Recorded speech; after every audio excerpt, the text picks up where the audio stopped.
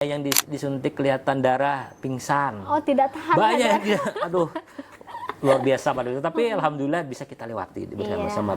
Ya itu tadi dengan semangat, dengan kemauan bersama.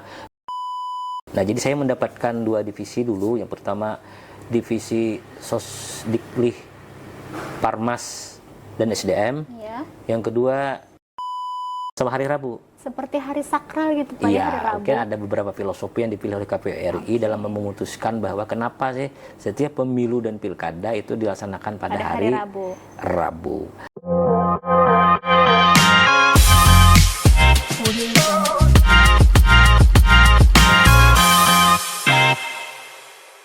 Assalamualaikum warahmatullahi wabarakatuh. Halo teman pemilih, berjumpa dengan channel YouTube KPU Kabupaten Hulu Sungai Utara dalam program podcast Serabi Lupis, serba-serbi pemilu dan pemilihan serentak. Program ini merupakan sarana informasi dan edukasi tentang kepemiluan, khususnya untuk para pemilih dan juga masyarakat pada umumnya. Bersama saya, Rima Melati, selaku host dalam tayangan ini, akan menemani teman pemilih selama kurang lebih 1 jam ke depan. Dan bersama saya telah hadir narasumber dari penyelenggara pemilu. Beliau ini sudah berpengalaman dalam pelaksanaan penyelenggaraan kepemiluan sejak tahun 2017. Kalau begitu kita sapa saja beliau. Selamat pagi Bapak Ehsan Rahmani. Selamat pagi Mbak Rima. Gimana Pak kabarnya? Alhamdulillah bagus dan sehat. Alhamdulillah sehat. Terima kasih Pak telah bersedia berhadir di podcast kami pada kali ini. Dan tentunya seperti pepatah mengatakan, tak kenal maka tak tahu. Maka sedikit kita kulik profil Bapak, boleh? Terima kasih, boleh. Oke. Bapak, ngomong-ngomong terkait penyelenggara pemilu nih. Tadi kan saya sudah sedikit mendengar bahwa Bapak memang sudah berkecimpung sebagai penyelenggara pemilu sejak tahun 2017. Nah, kemarin itu Bapak bergabung di tahun 2017 itu untuk pertama kalinya. Terima kasih Mbak Rima, artinya sebelumnya saya ucapkan terima kasih dulu hari ini telah bisa bersama di acara podcast KPU Kabupaten Hulu Sungai Utara Serabi Lupis, serba-serbi pemilu dan pemilihan serentak. Alhamdulillah saya telah menjadi penyelenggara pemilu, khususnya dalam hal ini sebagai komisioner KPU itu sejak tahun 2018. Oh, 2018. Ya, periode 2018-2023 dan 2023-2028 insya Allah nanti selesainya untuk periode yang kedua ini. Iya, kemarin itu apakah dengan divisi yang sama atau berbeda Pak? Untuk periode pertama saya itu menempati ada 3 formasi divisi. Oke. Karena waktu pertama dilantik itu ada cuma 3 komisioner sesuai dengan Undang-Undang Nomor 7 Tahun 2017 sebelum di judicial review ke MK. Itu ada 3 komisioner, dari 3 itu dibagi kepada 5 divisi. Nah, jadi saya mendapatkan 2 divisi dulu. Yang pertama divisi Sosdiklih, Parmas dan SDM. Ya. Yang kedua keuangan umum logistik.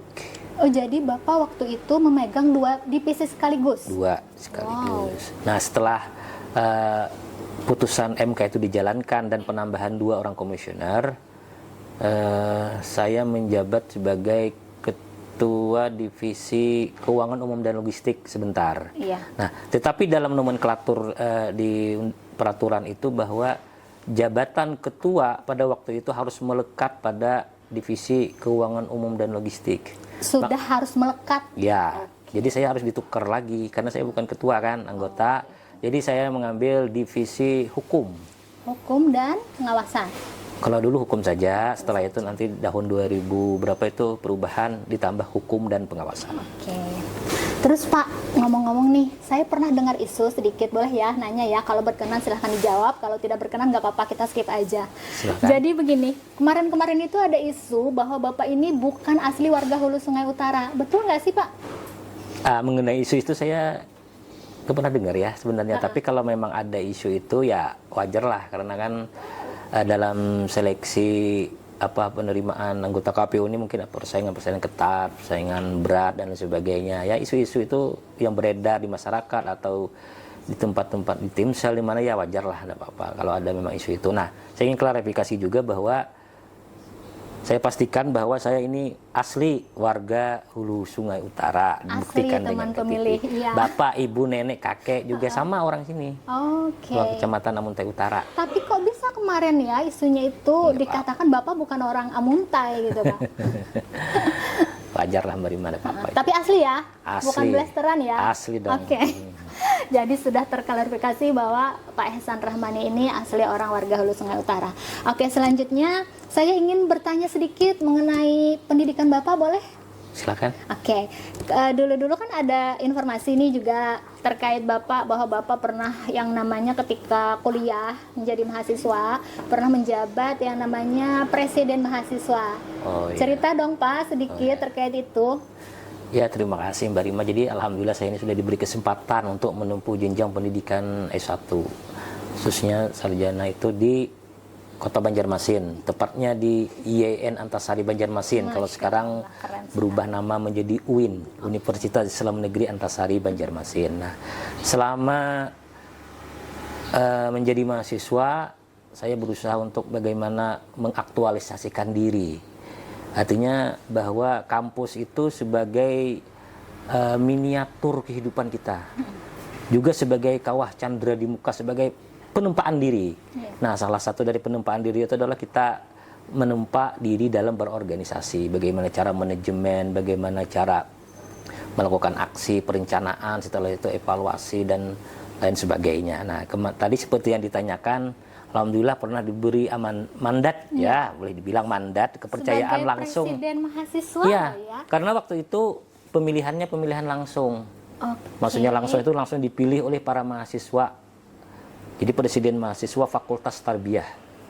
Karena di UIN itu atau IAIN Fakultas Tarbiyah adalah fakultas yang paling banyak mahasiswanya, dan pada waktu itu sudah dilaksanakan pemilihan secara langsung di tahun 2025. Mohon maaf. 2005. Ya. Nah, alhamdulillah diberi mandat kepercayaan itu menjadi presiden Badan Eksekutif Mahasiswa. Jadi gini-gini Mbak Rima pernah juga jadi presiden, tapi presiden mahasiswa. Gini-gini.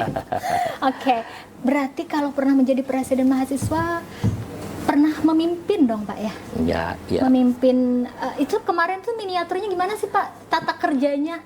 Oh, kalau tata kerjanya, kalau Badan Eksekutif Mahasiswa itu adalah kalau di dalam Tres Politika sama seperti di negara kita, kan kita sebagai miniatur. Kita sebagai eksekutif yang mengeksekusi, yang melakukan pekerjaan-pekerjaan yang tingkat eksekutif. Artinya pelaksana kegiatan, kalau dibilang sekarang ini kan seperti kayak bupati, gubernur, presiden kan eksekutif pada waktu itu. Yeah. Nah, jadi kerja-kerjanya itu di sana kita membawahi beberapa bukan prodi ya, jurusan. Himpunan mahasiswa jurusan ada. Habis itu membawahi UKM atau organisasi-organisasi yang ada di Fakultas Tarbiyah.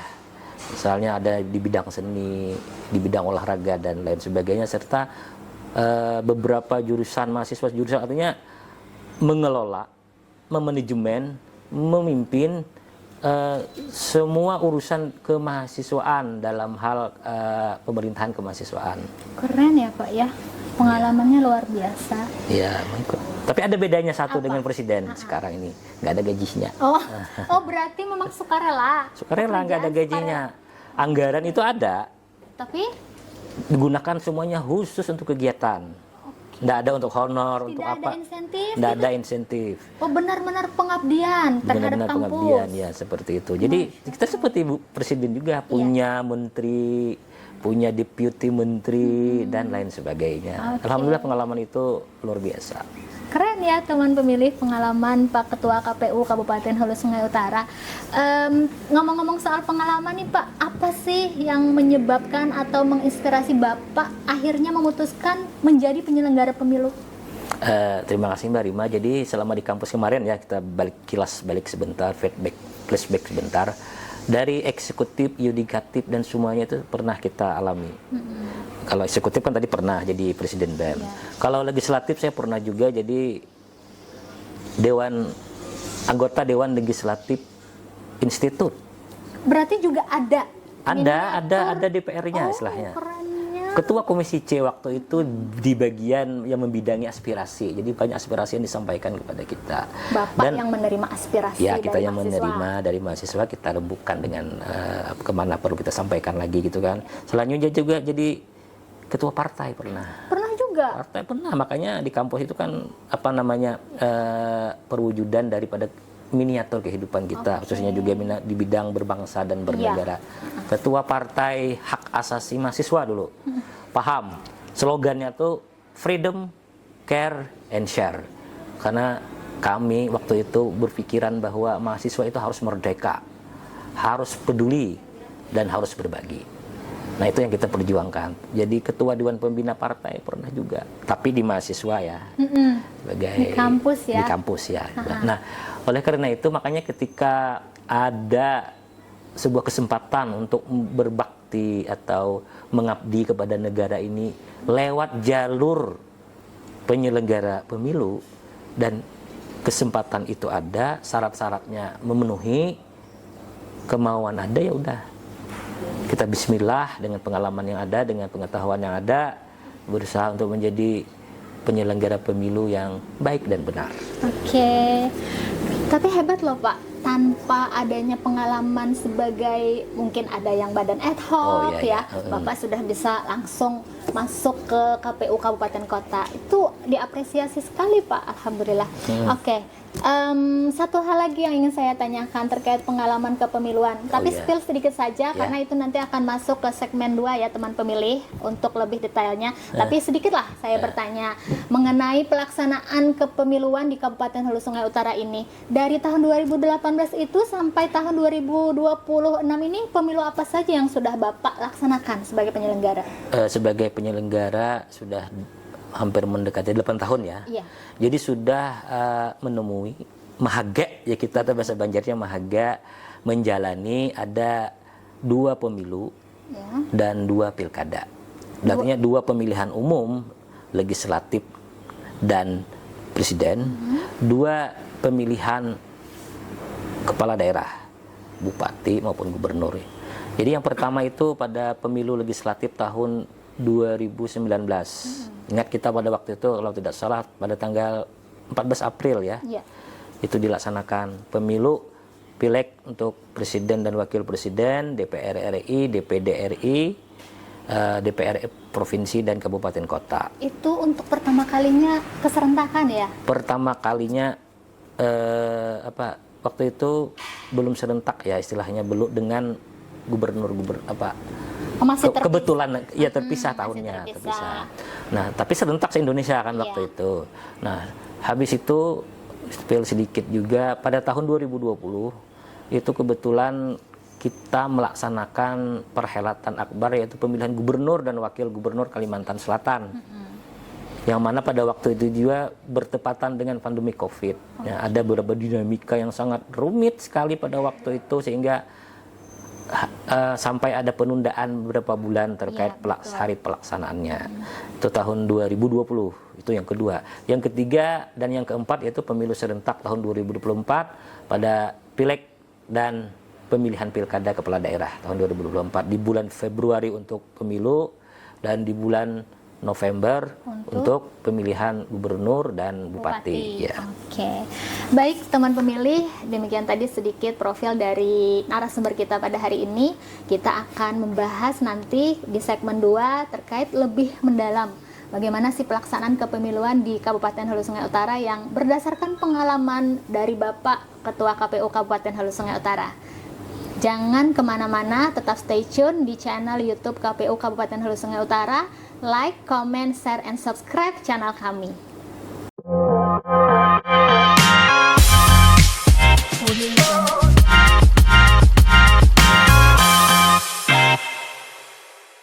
Hai teman pemilih, kembali lagi di podcast Serabi Lupis, serba-serbi pemilu dan pemilihan serentak. Bersama saya dan juga Bapak Ehsan Rahmani selaku narasumber hari ini. Kita sudah memasuki segmen kedua ya teman pemilih, di mana ini adalah pertanyaan inti Pak narasumber, Pak Ketua. Nah, jadi karena tadi berdasarkan pengalaman Bapak yang sudah luar biasa di dalam kepemiluan, kayaknya saya ingin menanyakan sedikit terkait perbedaan pemilu dan pilkada itu apa sih Pak menurut Bapak? Oh iya, terima kasih Mbak Rima. Jadi di tahun 2024 ini kan ada istilah dikenal dengan pemilu serentak ya. Jadi maksudnya pemilu serentak itu ada dua pemilihan yang kita lakukan, istilahnya pemilihan. Yang pertama istilahnya adalah pemilihan umum. Yang mana pemilihan umum itu adalah pemilihan yang memilih anggota legislatif dan eksekutif di tingkat pusat. Nah, yaitu pemilihan presiden dan wakil presiden, DPD RI, DPR RI, dan DPRD provinsi dan kabupaten kota. Nah, itu adalah untuk pemilu yang pertama. Yang kedua adalah istilahnya itu adalah pemilihan. Pemilihan, tapi lebih familiarnya itu adalah pilkada. Iya, memang pemilihan familiar. Kepala daerah Betul. secara serentak ini. Artinya ini dilakukan seluruh Indonesia serentak di hari yang sama, di waktu yang sama. Ya, di bulan yang sama, yaitu pemilihan gubernur dan wakil gubernur, bupati dan wakil bupati, serta wali kota dan wakil wali kota. Artinya ini sama serentaknya ketika kita melakukan pemilu tadi. Pemilu kan serentak juga di bulan Februari itu se-Indonesia, hari yang sama. Juga pilkada ini serentak. Kita istilahkan pemilihan ini dengan pilkada ya, karena dalam undang-undangnya disebut dengan pemilihan. Sedangkan kita familiarnya dengan pilkada. Iya, itu betul. Lima. Jadi persamaannya adalah sama-sama memilih perwakilan kita, sama-sama memilih pemimpin yang akan mengelola negeri dan bangsa ini atau daerah ini ke arah yang lebih baik. Karena sama-sama memilih, sama-sama melakukan, nah ada juga persamaan yang kedua adalah sama-sama melakukan pencoblosan. Karena kan dinamika ketika kita berpemilu, itu ada kemarin di tahun 2009 atau 14 ya, saya lupa, itu tidak dicoblos. Tapi dicontreng Mbak Rima. 2014 ya. Nah, untuk yang ini pemilu dan pilkada ini sama-sama melakukan pencoblosan dan pemilihan pemimpin dan perwakilan kita untuk mengelola bangsa ini dan negara ini. Dan perbedaannya, salah satu perbedaannya adalah yang dipilih. Karena di dalam pemilu itu yang dipilih adalah legislatif tingkat daerah sampai pusat, juga perwakilan daerah, sama presiden dan wakil presiden. Nah, sedangkan untuk pemilihan atau pilkada ini kita hanya memilih gubernur dan wakil gubernur, bupati dan wakil bupati, serta wali kota dan wakil wali kota itu. Selanjutnya, persamaan selanjutnya adalah sama-sama selalu dilaksanakan pada hari Rabu.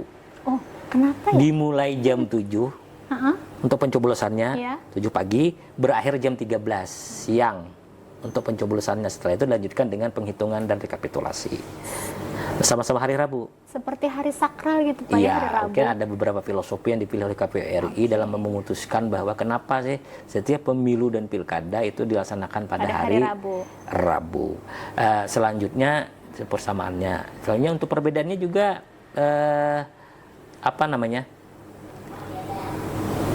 bahwa yang dicoblos ketika pemilu tadi sudah yang 5, sedangkan untuk pilkada ini kalau kita di Kabupaten Hulu Sungai Utara ini ada dua jenis, ada gubernur dan bupati. Nah itu. Kalau dulu kan pemilihan itu tergantung AMJ kepala daerah. Ya, betul. Nah, sekarang diserentakkan di tahun 2024, di bulan yang sama, di hari yang sama. Ya. Nah, berarti untuk HSU sendiri sempat dipimpin PJ berarti ya? Ya, kalau dulu ya pilkada di zaman kalau nggak salah 2017 ya, HSU ini berbarengan dengan Barito Kuala. Cuman 2 daerah itu waktu itu pelaksanaannya dilaksanakan harusnya kemarin sesuai jadwal 5 tahun sekali itu adalah tahun 2022. Tapi karena ada undang-undang atau peraturan bahwa pemerintah menginginkan pemilu dan pemilihan serentak, maka Kabupaten Hulu Sungai Utara pada waktu itu ditunda.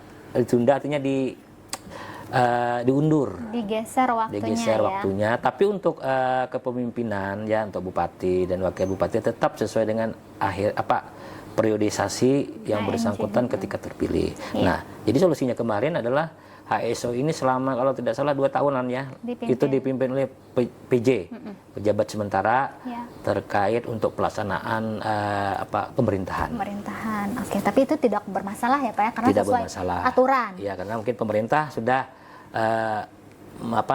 merencanakan ini dengan matang, tidak menghambat pembangunan dan tidak menghambat kinerja-kinerja di pemerintahan. Dari penjelasan Bapak tadi terkait perbedaan, persamaan pemilu dan pilkada terdengar kompleks sekali ternyata tahun 2024 ini. Apa yang Bapak rasakan sendiri nih ketika pernah menjalani pemilu dan pilkada yang terpisah, kemudian di 2024 menjadi yang serentak semuanya. Perasaan Bapak itu lebih nyaman yang mana Pak? Dikerjakan? Makasih Mbak Rima. Jadi dari 2 pemilu dan 2 pilkada ya, boleh kita bilang seperti itu yang sudah saya alami, saya jalani di menjelang 8 tahun sebagai komisioner ini. Kalau menurut saya pribadi ya, ini subjektif. Karena ketika kita diangkat di bulan pertengahan di tahun 2018 24 Juni kalau nggak salah itu. Sedangkan pelaksanaan pilkadanya adalah 14 April. Jadi dengan waktu yang singkat dan sudah memasuki tahapan, pada waktu itu kalau tidak salah tahapan pencalonan ya, pencalonan pendaftaran calon terkait dengan legislatif. Tentunya ini sangat menguras energi, tenaga dan pikiran bagaimana melaksanakan dan menyelenggarakan pemilu itu pada waktu itu dengan sebaik-baiknya. Dengan berbeda dengan sekarang pada waktu itu ketika kita belum familiar sekali ya, belum familiar sekali dengan yang namanya WA. Ada WA tapi tidak semasif sekarang ini kan. Jadi segala macam aturan itu mungkin agak tidak seperti sekarang. Hari ini keluar peraturannya, jam itu juga di-share ke grup-grup dan lain sebagainya. Itu yang pertama. Yang kedua, waktu itu juga kompleksitas pemilihan.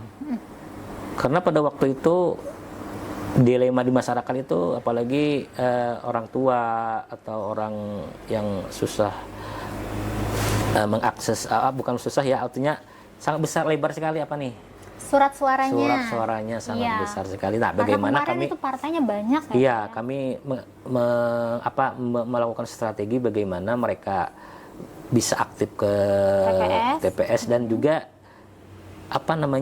pilihan yang mereka lakukan itu sah.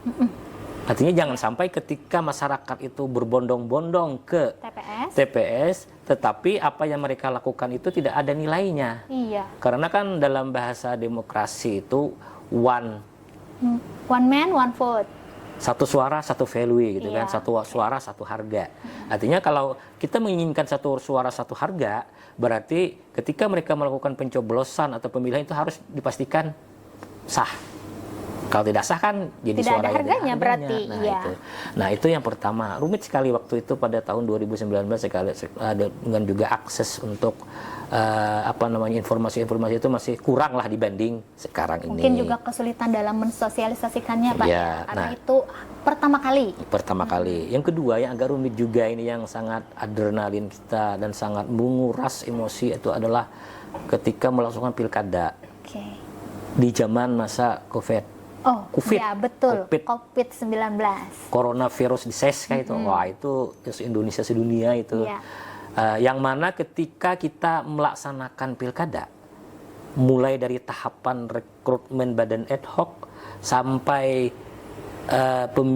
kampanye, habis itu ada masa pencoblosan, penghitungan, rekapitulasi, semua diwajibkan memakai protokol kesehatan. Mungkin Mbak Rima ingat masih pada waktu itu protokol kesehatan itu seperti apa?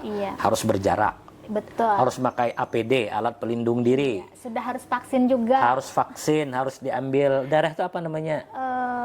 Tes itu ya? Ya, rapid test. Rapid test, betul. Dan saya ingat waktu itu ketika kita melakukan rapid test terhadap badan ad hoc, saya lupa itu apa KPPS atau KPPS, macam-macam kejadian.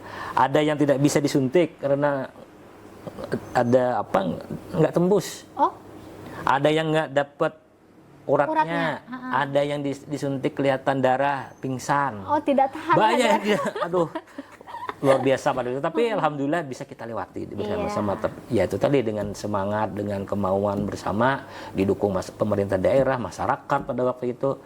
Akhirnya pilkada gubernur di masa COVID bisa terselenggara dengan baik dan benar. Berarti waktu itu keperluan logistik meningkat ya Pak ya? Meningkat, sampai gayung, ada alat cuci tangan. Kan di TPS disediakan gayung. Wajib disediakan, Habis betul. itu disediakan juga masker bagi yang tidak pakai masker. Habis itu APD bagi petugas. Yang seperti astronot Iya. tapi kan ya minimalis saja lah, seperti plastik atau tangan pakai apa namanya? Kalau Mbak Rima merasakan kita pakai apa ini namanya yang karet latex itu. Iya, Kalau sarung sampai latex. setengah Itu tuh hari aja kita berkeringat, masanya iya, berkeringat dan tidak di dalam enak ada sama putih-putihnya itu. Betul. Lembab sekali tangan kita. Tapi mau nggak mau harus dilaksanakan kan seperti itu. Oke. Nah, untuk pemilu serentak tahun 2024 meskipun dilakukan secara serentak di tahun yang sama ya. Iya. Artinya keserentakan ini adalah dilaksanakan di tahun Yang sama. yang sama tapi dengan bulan yang berbeda. Satu dilaksanakan bulan Februari, satu dilaksanakan di akhir tahun yaitu bulan November. Nah, bagi saya secara subjektif juga ini bahwa pemilu dan pilkada 2024 serentak ini agak lebih termanajemen gitu. Agak lebih bisa dikelola dengan baik dan benar. Karena mungkin anggaran pemilu itu lebih banyak dari sebelumnya sehingga kita bisa melakukan sosialisasi, habis itu bisa melakukan kegiatan-kegiatan sifatnya baik eksternal dan internal. Sosialisasi itu kan bisa kepada masyarakat, Betul. bisa kepada peserta pemilu, Iya.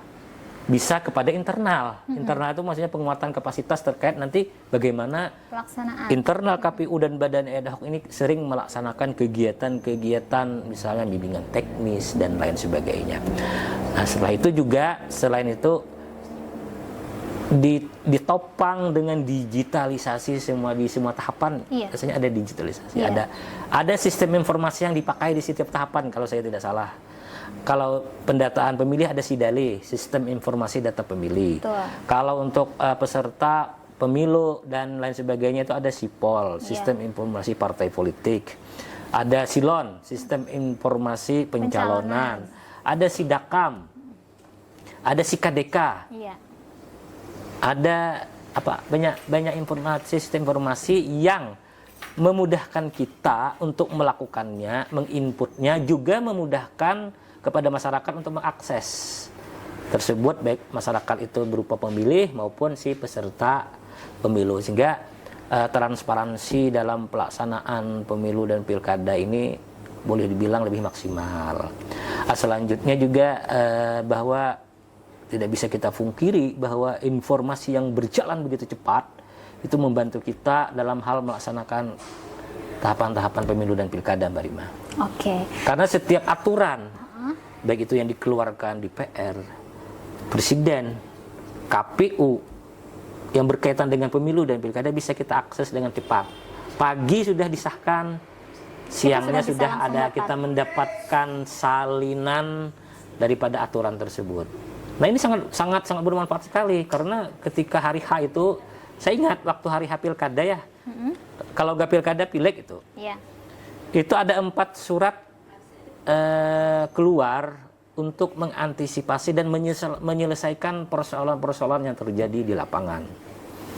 Karena bagaimana kemarin itu Pak mensosialisasikannya ke badan ad hoc yang melaksanakan di TPS? Kalau surat yang keluar di hari H, itu kita mensosialisasikannya ya pertama lewat grup, yang kedua ya mau nggak mau per case saja. Per kasus. Atau kasus per kasus, siapa ada yang persoalan ketika di lapangan itu silahkan konsultasi ke kita. Insya Allah mudah-mudahan ada persoalannya juga kita disosialisasikan dengan Bawaslu terkait persoalan itu, karena Bawaslu kan mitra dalam sesama penyelenggara, karena mereka juga punya badan ad hoc yang mengawasi di tingkat kecamatan, di tingkat desa, itu di tingkat TPS. Jadi kesepahaman yang sama terkait persoalan tersebut selalu ada. Tapi yang perlu kita garis bawahi bersama bahwa surat dinas, surat edaran, surat sakti lah bahasanya yang keluar pada hari H atau pada menjelang hari H itu tidak bertentangan dengan peraturan yang di atasnya. Nah, itu yang terpenting, Mbak Rima. Iya.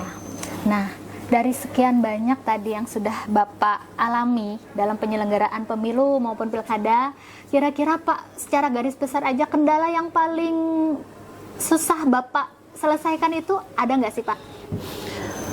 Sepengalaman saya terkait pelaksanaan pemilu dan pilkada, sebenarnya banyak permasalahan yang terjadi. Iya. Tapi tidak mengapa, itu namanya dinamika kan. Betul. Tapi permasalahan secara substansi, permasalahan secara esensi terkait persoalan-persoalan pemilu dan pilkada, alhamdulillah tidak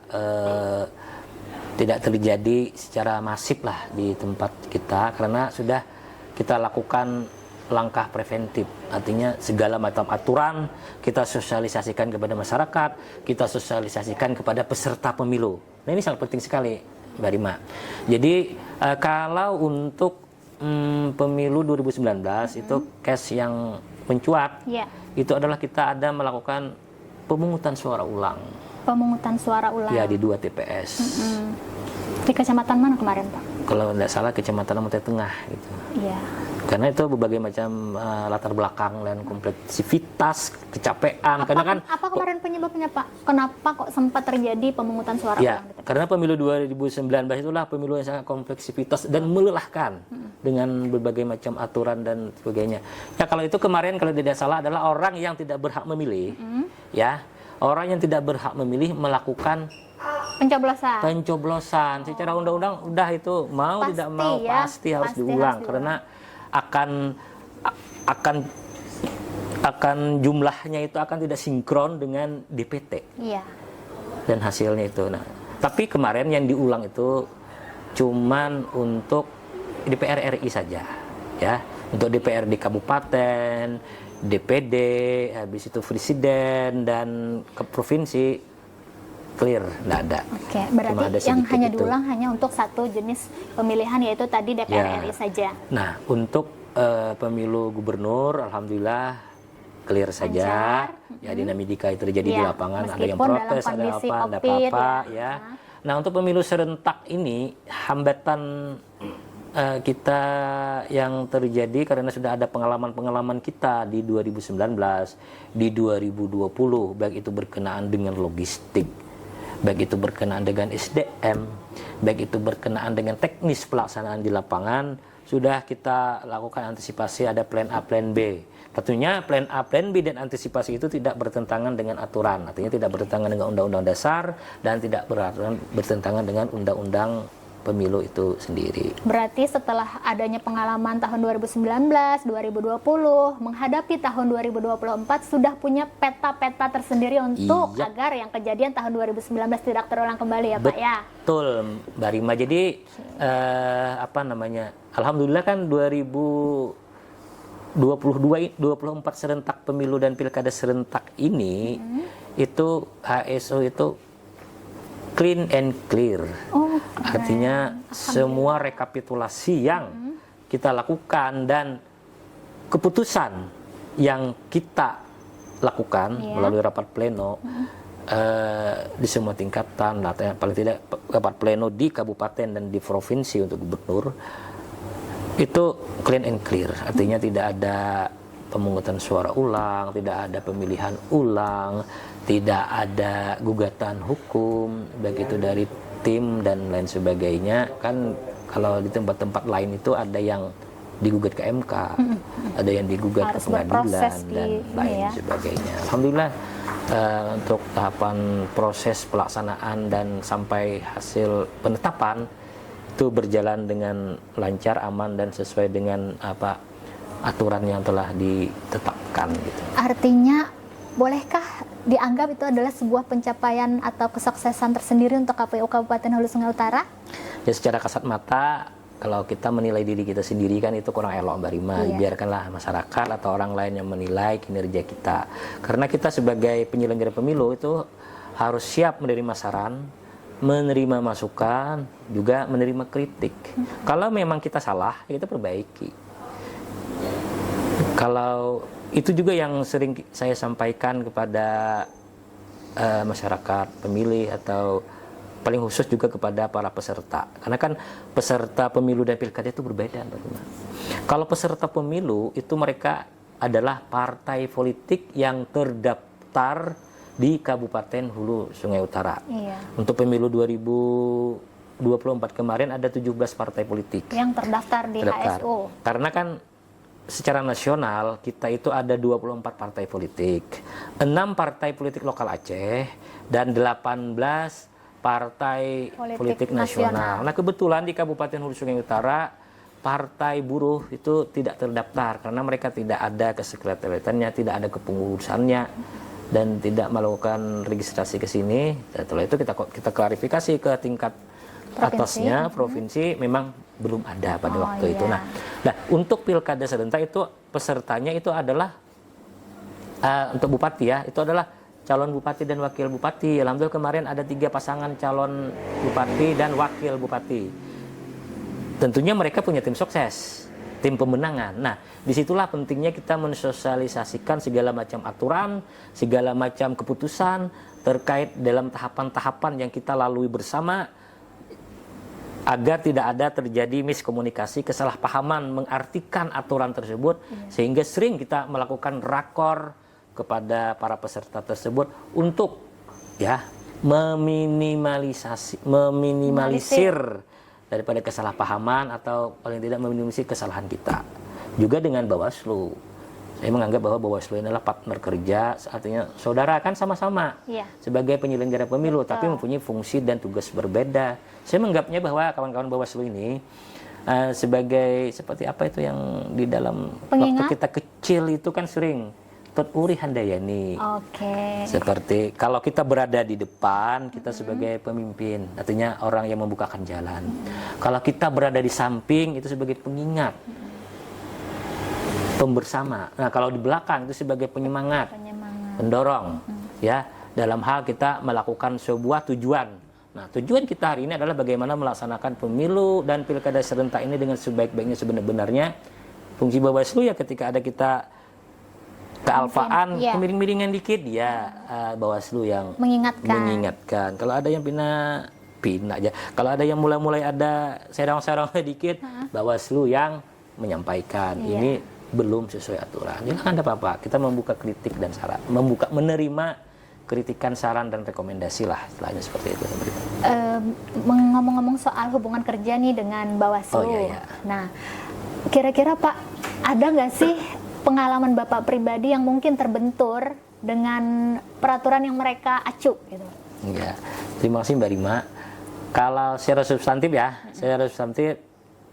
belum pernah kita bertabrakan aturan dengan Bawaslu. Tapi kalau dinamika di lapangan, dinamika pelaksanaan, mungkin ada perbedaan persepsi terkait sebuah aturan mengenai sosialisasi, misalnya kampanye atau aturan-aturan lain yang setidaknya memahami, menyadari kawan-kawan di Bawaslu ini kan mereka punya tugas juga, tugas pokok dan fungsinya seperti apa, mengawasi. Kalau dulu mengawasi kan, kalau sekarang 2, mengawasi dan mencegah. Nah, karena mereka punya aturan sendiri, ada Perbawaslu, ada turunan-turunannya, kita juga ada PKPU, peraturan KPU dan turunan-turunannya. Nah, kalau perbedaan persepsi terkait itu pernah ada, tapi dapat diselesaikan dengan duduk bareng bersama. Ini apa sih maksud dari aturan dari KPU terkait aturan ini, misalnya kan? Nah, Bawaslu seperti apa memahaminya kan? Nah, kemudian penerapannya itu juga penerapan di lapangan seperti apa?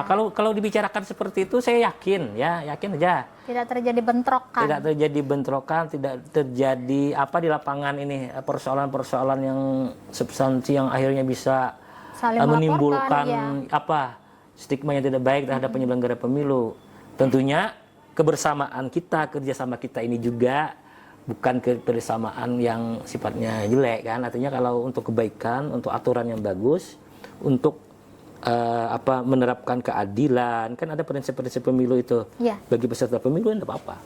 Silahkan berikan kami masukan. Kalau memang kami ada kelupaan, kealfaan, saya pastikan lagi bahwa kalau memang ya pandangan orang lain kami itu ada melakukan kekeliruan, kesalahan, murni itu kealpaan saja Iya. atau kehilapan saja, Bukan tidak ada sesuatu hal yang disengaja, Pak, betul, ya. nggak ada disengaja, misalnya keberpihakan kepada calon A, calon B, Iya. partai A, partai B dan sebagainya. Kita lakukan secara adil gitu. Oke. Teman pemilih, ternyata seru sekali. Sedikit lagi Mbak Ayo, Rima ya. silahkan. Nah, salah satu kunci bagi saya ya, kunci bagi saya ketika masih menjadi anggota dan sekarang ketua, bahwa bagaimana kita bisa melaksanakan pemilu dan pilkada ini dengan baik dan benar. Salah satu saja, ini salah satu kuncinya saja. Itu adalah bagaimana kita bisa menerapkan rasa adil, bukan rasa adil, adil itu dengan sebenar-benarnya.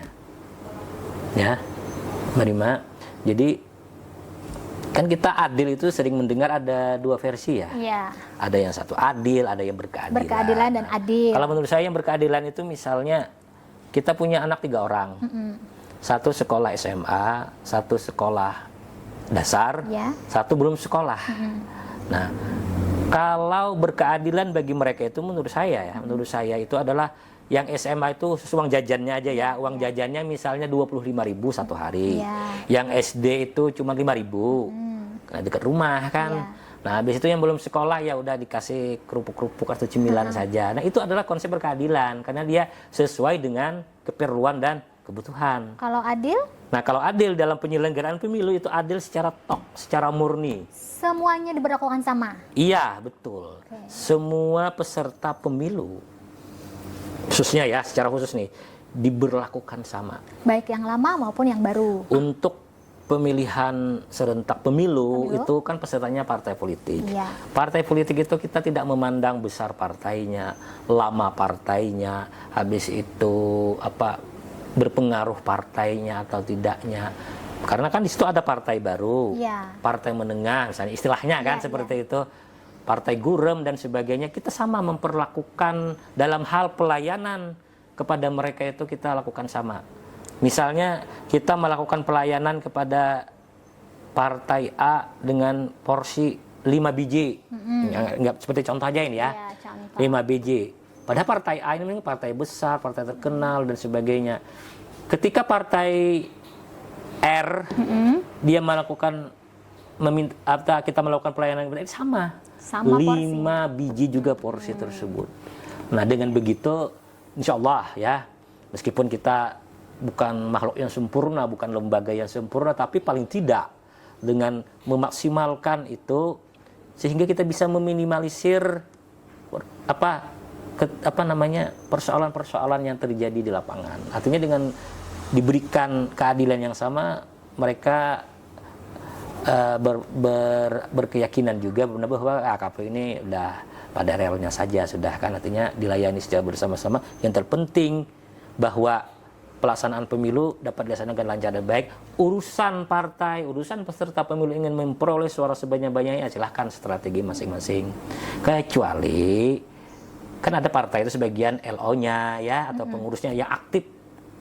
Mereka yang aktif ke sini Datang ke kantor ya, dengan catatan datang ke kantor. Nah, Minta persoalan-persoalan informasi, informasi, pemahaman terkait aturan dan Pemecahan sebagainya. kendala, ya. Itu beda cerita kan. Kalau siapapun, partai apapun atau masyarakat apapun yang ingin datang ke kantor, silakan. Kita berikan layanan yang maksimal gitu. Tapi kalau dari kita memberikan pelayanan, ya kita sama oke. rata. Karena mereka yang datang itu membawa kasus mereka masing-masing. Betul, Tidak untuk semua dicarikan sama, ya? penyelesaian. Iya. Tentunya penyelesaiannya sesuai aturan gitu kan. Ya, masih. Oke teman pemilih, ternyata seru sekali kita berbincang-bincang dengan Ketua KPU Kabupaten Hulu Sungai Utara terkait pengalaman beliau dalam penyelenggaraan pemilu sejak tahun 2018 sampai tahun 2024 ini. Nah, saya ingin minta kepada Bapak sebelum masuk nanti kita ke segmen 3, tapi disampaikan di segmen 3 saja. Yeah. Bapak kasih motivasi lah kepada generasi muda yang mungkin juga ingin mengikuti rekam jejak Bapak sebagai penyelenggara pemilu, kemudian nanti tolong bikin closing statement untuk teman pemilih yang saat ini menonton tayangan kita. Baik teman pemilih, jangan kemana-mana, kita akan ketemu lagi di segmen 3 dan tetap stay tune di channel KPU Kabupaten Hulu Sungai Utara. Setelah yang lewat ini, saya akan kembali lagi.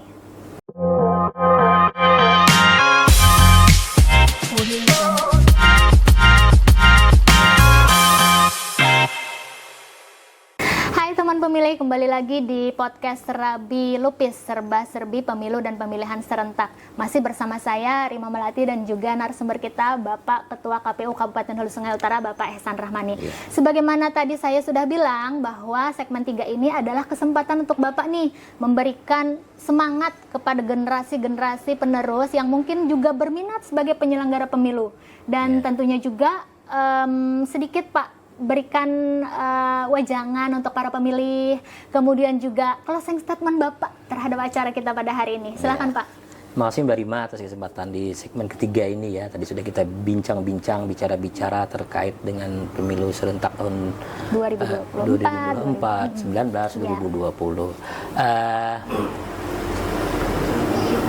Kepada para warga masyarakat atau warga negara Indonesia, ya khususnya generasi muda lah,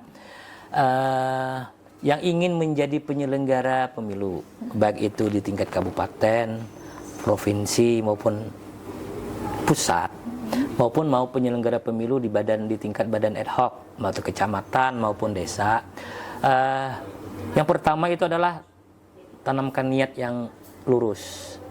Artinya bahwa ketika kita ingin menjadi penyelenggara pemilu, itu kita betul-betul ingin bahwa salah satu bentuk pengabdian kita kepada bangsa dan negara ini melalui penyelenggara pemilu. Karena kita ketahui bahwa pemilu ini adalah bagian daripada demokrasi. Betul. Nah, demokrasi ini menjamin hak-hak setiap warga negara yang ingin melaksanakan haknya.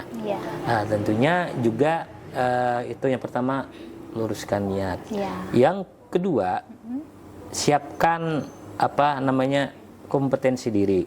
Artinya baik secara lahir maupun gitu secara batin, belajar. Karena dalam proses penerimaan penyelenggara pemilu ini kan ada seleksi dan lain sebagainya. Apalagi sekarang revisi undang-undang pemilu itu akan dilaksanakan oleh pemerintah dan DPR. Nah, oleh karena itu persiapkan aja dari sekarang. Baik materi-materi tentang kepemiluan, materi-materi tentang kebangsaan, materi-materi tentang psikologi, dan materi-materi lain yang berkenaan dengan tersebut. Tentunya dengan satu syarat. Satu syaratnya itu adalah bahwa memenuhi syarat apa yang disyaratkan oleh undang-undang dan peraturan tersebut. Karena kan kalau dulu ya, untuk kabupaten kota itu salah satu contohnya ya, umur minimal 25 tahun untuk kabupaten kota.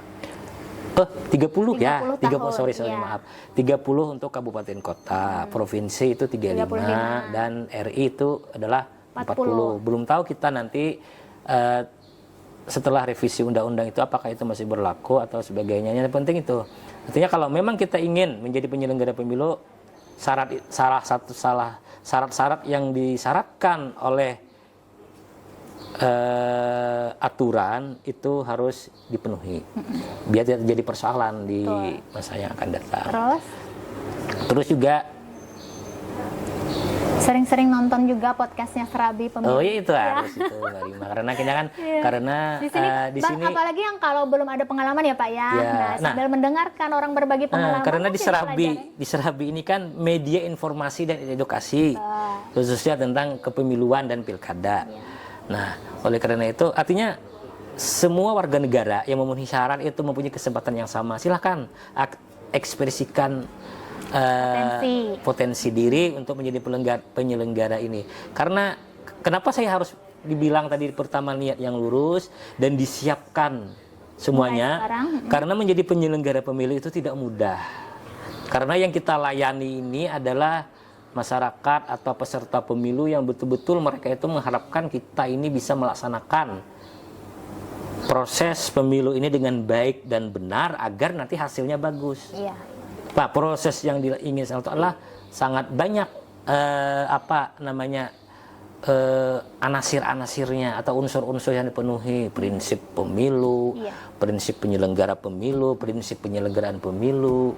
Karena penyelenggara pemilu itu menjadi sorotan bersama, itu yang pertama. Yang kedua tadi terkait untuk pemilih, wejangan untuk pemilih apa ini Pak? Kepada warga masyarakat Indonesia secara umum ya, khususnya para pemilih. Para pemilih ini kan mereka yang telah memenuhi syarat untuk nanti terdaftar di DPT dan pada hari H pelaksanaan itu bisa menggunakan haknya, hak pilihnya untuk memilih pemimpinnya atau memilih perwakilannya. Yang pertama, kalau para teman-teman pemilih sudah terdaftar di DPT, saya sangat berharap sekali bahwa teman-teman pemilih bisa datang menyempatkan diri ke TPS, Pak, ke TPS pada hari yang telah ditentukan. Dan ini adalah sebagai salah satu bentuk ikhtiar kita bersama, usaha bersama, sekaligus juga pengabdian kepada bangsa ini, bagaimana memilih pemimpin dan perwakilan kita dengan sebaik-baiknya. Salah satunya dengan turun ke TPS. Yang kedua, bahwa ke depannya kita berharap bahwa masyarakat atau para teman pemilih menggunakan hak pilihnya sesuai dengan hati yang paling dalam, sesuai dengan jangan tergoda-goda gitu, Pak, ya. Iya betul. Nah, jangan terpengaruh juga. Money politik jangan, kena serangan pajar jangan. Apalagi sekarang ini kan ada perang Iran dan Amerika dan Israel, itu serangan rudal, balistik kan. Jangan terima rudal ya. Iya, jangan terima rudal atau serangan pajar lah istilah kita. Karena serangan pajar dan apa tadi money politik itu sangat salah satu perusak demokrasi yang ada. Betul. Artinya bagaimana kami ini melaksanakan pemilu dengan sebaik-baik dan sebenar-benarnya tanpa didukung para teman pemilih yang memilih orang-orang yang telah yang akan dipilih itu yang berkompeten dengan pertimbangan yang rasional, pertimbangan yang bagus, artinya supaya kan tujuan kita supaya negara ini sejahtera, makmur dan maju. Tapi kalau karena pertimbangan money politik, uang dan lain sebagainya nanti tidak terpilih yang berkualitas. Iya, tidak terpilih yang berkualitas, nanti yang akan menerima kan kita juga. Karena istilah orang dulu 5 menit di TPS itu menentukan 5 tahun benua atau negara kita ke depan.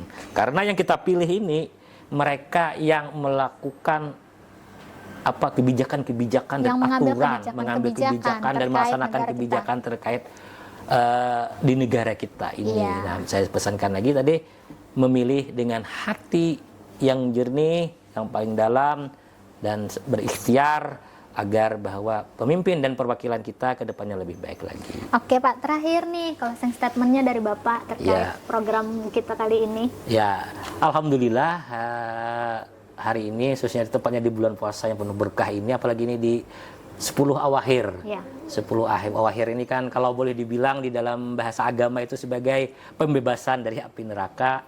Kita dapat melaksanakan kegiatan atau program podcast KPU Kabupaten Hulu Sungai Utara dengan nama Serabi Lupis. Jadi Serabi Lupis itu adalah serba-serbi pemilu dan pemilihan serentak sebagai apa tadi disebutkan sebagai media informasi dan edukasi kepada masyarakat kita terkait pemilu. Baik itu pelaksanaannya, penyelenggaraannya, aturannya dan lain sebagainya. Nah, apa yang kami sampaikan nanti di serabi-serabi selanjutnya itu mudah-mudahan bisa bermanfaat bagi kita semua, khususnya kami penyelenggara pemilu dan juga tentunya bagi masyarakat secara umum Indonesia, Kalimantan Selatan dan Kabupaten Hulu Sungai Utara, bagaimana kita menatap pemilu dan pilkada serentak yang mudah-mudahan nanti dilaksanakan pada tahun 2029. Mulai dari sekarang kita siapkan semua tugas dan fungsi kita masing-masing, baik itu penyelenggara, pemilih maupun peserta pemilu. Dan jadi kami juga mengucapkan terima kasih ya kepada para pemilih yang kemarin telah melaksanakan hak pilihnya, yang berjalan dengan tertib, aman, damai, dan lancar. Semoga ini menjadi amal kita, ikhtiar kita untuk bahwa khususnya HSU ya, HSU lebih maju dan lebih baik dan lebih sejahtera. Juga kami ucapkan terima kasih juga kepada para peserta pemilu, para partai politik, yang 17 partai politik yang ada di Hulu Sungai Utara, dan para calon anggota legislatif yang kemarin ada yang terpilih, ada yang tidak terpilih. Kami ucapkan terima kasih karena telah melakukan atau bersama-sama mensukseskan ini. Juga terima kasih kepada para calon bupati dan wakil bupati yang 3 pasang tersebut yang pada pemilu kemarin telah bersama-sama melaksanakan aturan, dan alhamdulillah pada hari H tidak terjadi apa-apa, berjalan dengan lancar, aman dan damai. Kami ucapkan terima kasih juga itu. Selanjutnya kami juga ingin mengucapkan terima kasih kepada badan ad hoc, ini penting juga Berima.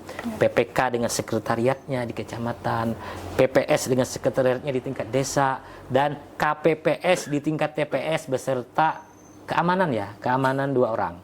Itu telah menyelenggarakan pemilu dan pilkada di Kabupaten Hulu Sungai Utara dengan baik dan benar. Kami sekali lagi mengapresiasi dan mengucapkan terima kasih yang sebanyak-banyaknya. Juga kami mengucapkan terima kasih kepada pemerintah daerah yang telah mensupport secara full terkait pelaksanaan ini agar berjalan lancar, aman dan damai. Kepada stakeholder TNI, Polri, Kejaksaan, DPRD, pengadilan, dan dinas-dinas terkait, misalnya Dukcapil, Kominfo, Kesbangpol, Kementerian Agama, dan lain sebagainya yang telah berpartisipasi pada pemilu serentak tahun 2024. Kami tidak bisa membalas kebaikan Bapak Ibu semua, biar nanti Allah Subhanahu wa Ta'ala yang memberikan ganjaran dan balasan baik di dunia maupun di akhirat dengan berkah bulan Ramadan ini. Amin, ya tentunya dengan berkah bulan Ramadan juga Mbak Rima kita nanti mendapat syafaat puasa di akhirat dan di yaumil mahsyar. Terakhir kami juga mohon doa, mohon support kepada semua pihak, seluruh masyarakat Indonesia, khususnya Kabupaten Hulu Sungai Utara, agar kami ini selalu disehatkan badan,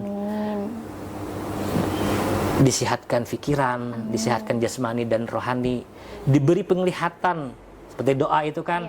Allahumma arinil haqqa haqqa warzuqni ittiba'ah wa arinil batila batilan warzuqni ijtinabah. Itu terus yang saya dengung-dengungkan ketika saya sambutan, ketika saya berdoa, bahwa ketika ya Allah ya Tuhan, perlihatkanlah kebaikan itu memang baik kepada kami dan beri kekuatan untuk mengikuti dan melaksanakannya. Dan perlihatkanlah juga kejahatan, kezaliman, keburukan kepada kami, bahwa itu memang sebuah kezaliman dan kejahatan, dan beri kami kekuatan untuk menjauhinya. Kalau perlu beri kekuatan kita untuk menumpas itu terlalu ekstrim menghindari udah artinya menghilangkan artinya supaya tidak ada lagi lah kejahatan dan lain sebagainya tersebut. Dan kami segenap keluarga besar KPU Kabupaten Hulu Sungai Utara juga mengucapkan terima kasih kepada pimpinan kami di tingkat provinsi dan KPU RI bahwa telah melakukan supervisi, monitoring, bimbingan dan lain sebagainya, bimtek kepada kami terkait pelaksanaan ini. Kami sadar bahwa kalau kami sendiri yang melaksanakan ini tidak bisa. Wallahu a'lam bishawab. Sangat susah sekali karena pemilu ini susah rumit. Banyak susahnya daripada rumitnya. Karena kalau kita tidak hati-hati, tidak intabih, hati-hati lagi, ekstra hati-hati. Karena kita banyak bersinggungan dengan pihak-pihak lain, ada penyelenggara, ada peserta. Juga terima kasih kepada kawan-kawan Bawaslu yang telah membersamai kami dalam kegiatan-kegiatan kepemiluan ini. Besar harapan kami ke depannya kita lebih akrab lagi, lebih komunikasi dan koordinasi itu selalu terjaga dengan erat. Kami juga mengucapkan selamat menjalankan ibadah puasa Ramadan 1447. Semoga tahun ini menjadi tahun yang lebih berkah kepada kita semua dan segala amal ibadah kita diterima Allah Subhanahu wa Ta'ala. Dan tidak lupa kami juga mengucapkan selamat Hari Raya Idul Fitri nanti 1447 di hari yang fitrah tersebut. Semoga kita seperti anak kecil, tapi bukan kelakuannya Mbak Rima. Artinya segala dosa kita diampuni, kita minal aidin wal faizin, menjadi orang yang kembali dan menjadi orang yang beruntung untuk menatap dan melangkah ke depan, bahwa yakin bahwa ke depan hari depan itu masih yakin bahwa ke depan masa depan kita lebih cerah dan lebih baik. Itu Mbak Rima Terima kasih juga kepada para penyelenggara pada hari ini penyelenggara podcast Serabi Lupis. Mudah-mudahan kegiatan ini bisa continue, bermanfaat, dan berkembang nantinya. Terima kasih Mbak Amin. Rima. Kita juga berharap demikian, Pak. Ya. Nah, kami ucapkan juga terima kasih atas kesediaan waktunya, Ya. wejangannya, berbagi pengalamannya yang luar biasa sekali. Teman pemilih, demikian tadi podcast Serabi Lupis di channel YouTube KPU Kabupaten Hulu Sungai Utara yang tadi setelah kita simak bersama bagaimana Pak Ketua KPU Kabupaten Hulu Sungai Utara Bapak Ehsan Rahmani selaku narasumber berbagi pengalaman beliau sebagai penyelenggara pemilu. Dan semoga apa yang beliau sampaikan bisa disimak dan juga menjadi sumber informatif buat teman pemilih semuanya. Baik, kita sudah berada di segmen terakhir, yaitu segmen penutupan, di mana kali ini saya juga ingin berpesan kepada teman pemilih semuanya agar nanti bisa menonton kembali tayangan podcast kami selanjutnya dan dukung kami, like, comment, dan subscribe channel kami agar channel ini bisa memberikan pengaruh yang lebih luas ke masyarakat. Demikian, dah sahabat pemilih. Dadah.